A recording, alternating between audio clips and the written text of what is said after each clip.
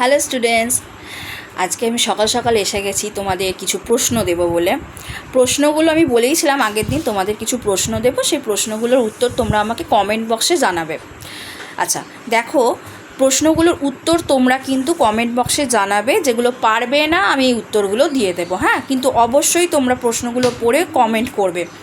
দেখো, 1 নম্বর প্রশ্ন হলো, আকাশে 7টি তারা কবিতায় কয়টা গাছের উল্লেখ রয়েছে?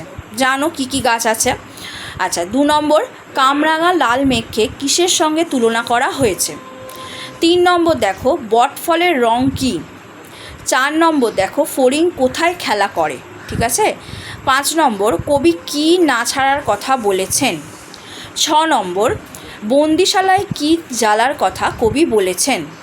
7 নম্বর, বিষাণ শব্দের অর্থ কী? 8 নম্বর, দেবী চণ্ডীর আদেশে কী ধায়? 9 নম্বর, চারি মেঘে জল দেয়, চারি মেঘ কী কী? চিকুর 10 নম্বর, চিকুর শব্দের অর্থ কী? 11 নম্বর, কলিঙ্গ দেশে কয়দিন ধরে নিরন্তর বৃষ্টি হয়েছিল?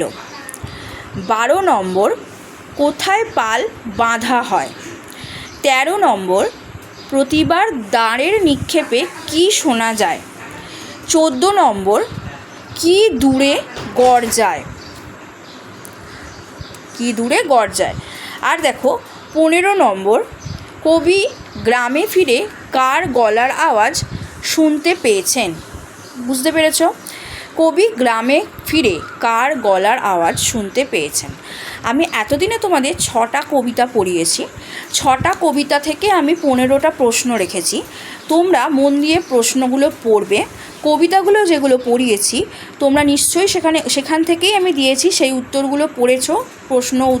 প্রশ্নোত্তর পর্বগুলো দেখবে, পড়ে ঠিকমতো কমেন্টে তোমরা কিন্তু উত্তরগুলো আমাকে জানাও। যেগুলো পারবে না আমি সেগুলো কমেন্ট বক্সে দিয়ে দেবো। ঠিক আছে? ওকে।